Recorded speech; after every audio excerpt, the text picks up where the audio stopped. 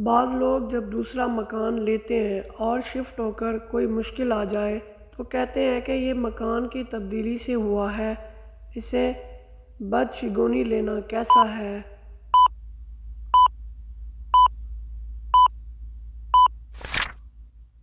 کتاب ادب الدنیا والدین الفصل سادس صفحہ نمبر 499 پر حدیث پاک نقل ہے کہ ایک شخص نے بارگاہ رسالت میں حاضر ہو کر عرض کی، یا رسول اللہ صلی اللہ تعالی علیہ وسلم، ہم ایک مکان میں رہتے تھے، اس میں ہمارے اہل و عیال کم ہو گئے۔ تاجدار کائنات صلی اللہ تعالی علیہ وسلم نے فرمایا، چھوڑو، ایسا کہنا بری بات ہے۔ مچھلی، مچھر یا مکھی وغیرہ کا خون اگر کپڑوں پر لگ جائے تو کیا حکم ہے؟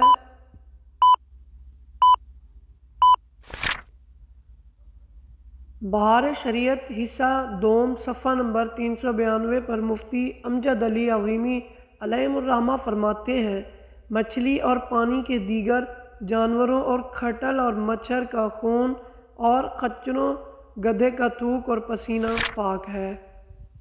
اگر کسی نے حالت وضو میں نس کا انجیکشن لگوایا یا ٹیسٹ کے لیے خون نکلوایا تو کیا اس سے وضو ٹوٹ جائے گا؟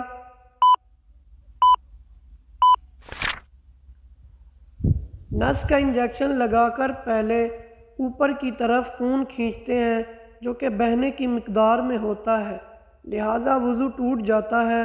یوں ہی نہیں، سرنج کے ذریعے ٹیسٹ کرنے کے لیے خون نکالنے سے وضو ٹوٹ جاتا ہے کیونکہ یہ بہنے کی مقدار میں ہوتا ہے۔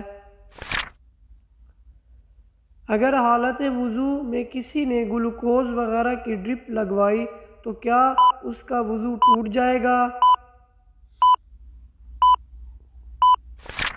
گلوکوز وغیرہ کی ڈرپ نس میں لگوانے سے وضو ٹوٹ جائے گا کیونکہ بہنے کی مقدار میں خون نکل کر نلکی میں آ جاتا ہے۔ کیا قیامت آنے والی ہے؟ آثار قیامت کیا ہیں؟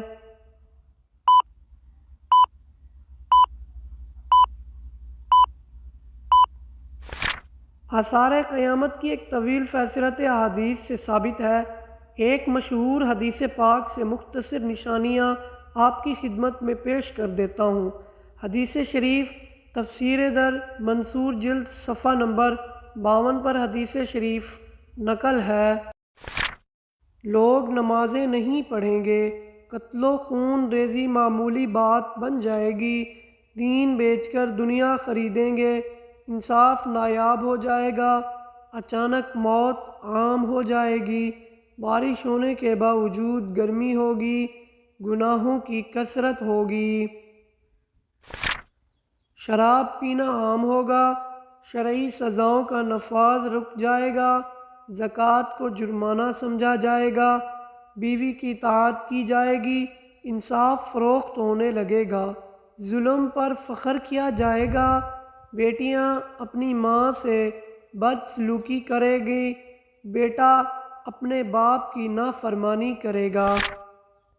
نمازی کے آگے سے گزرنے کا کیا حکم ہے؟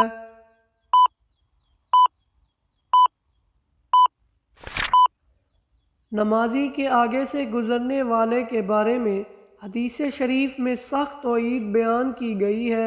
ابن ماجہ میں حدیث نمبر 946 نقل ہے کہ سید عالم نے فرمایا، اگر کوئی جانتا کہ اپنے بھائی کے سامنے نماز میں آڑے ہو کر گزرنے میں کیا ہے تو 100 برس کھڑا رہنے اس کے ایک قدم چلنے سے بہتر سمجھتا۔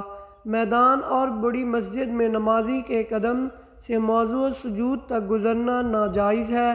موضوع سجود سے مراد یہ ہے کہ قیام کی حالت میں سجدہ کی جگہ پر نظر جمائے تو جتنی دور تک نگاہ پھیلے وہ موضوع سجود کا اندازہ قدم سے لے کر 3 گز تک ہے، یعنی 108 انچ ہے، لہذا میدان میں نمازی کے قدم کے 3 گز کے بعد سے گزرنے میں حرج نہیں۔ مکان اور چھوٹی مسجد میں نماز کے آگے سترہ نہ ہو تو قدم سے دیوار قبلہ تک سے گزرنا جائز نہیں۔ مثلا نمازی کے آگے سترہ یعنی کوئی آڑ ہو تو اس سترہ کے بعد سے گزرنے میں کوئی حرج نہیں۔ سترہ کم از کم 1 ہاتھ اونچا اور انگلی برابر موٹا ہونا چاہیے۔ کیا مکروہ اوقات میں قرآن مجید کی تلاوت کر سکتے ہیں؟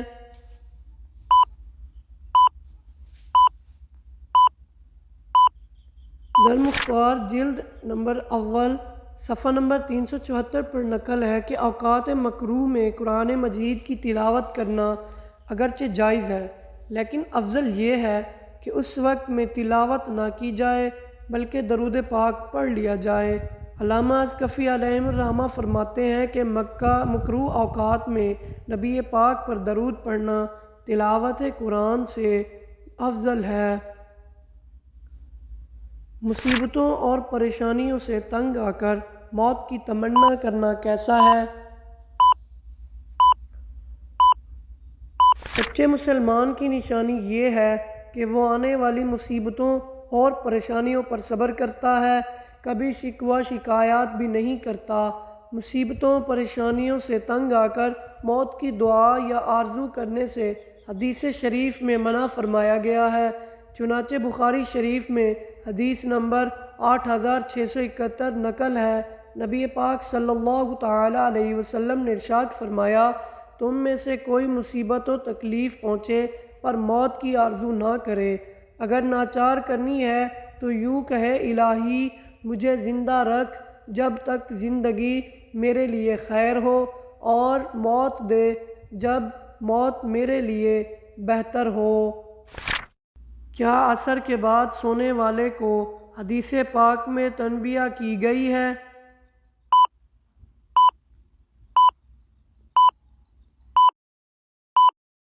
جی ہاں، سخت تنبیہ فرمائی گئی ہے۔ چنانچہ فرمایا، جو شخص عصر کے بعد سوئے اور اس کی عقل چلی جائے تو وہ اپنے آپ کو ہی ملامت کرے۔ کن لوگوں کو صدقات و خیرات دینا افضل ہے؟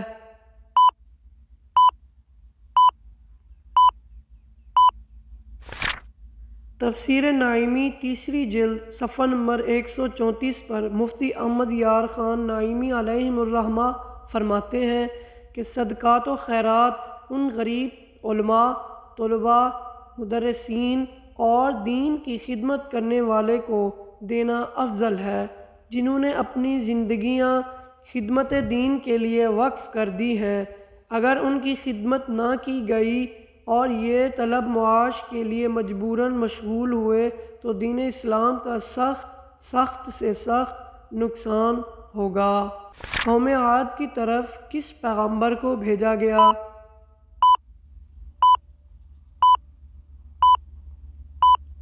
درست جواب ہے حضرت ہود علیہ السلام کو۔ قوم نوح پر کون سا عذاب نازل کیا گیا؟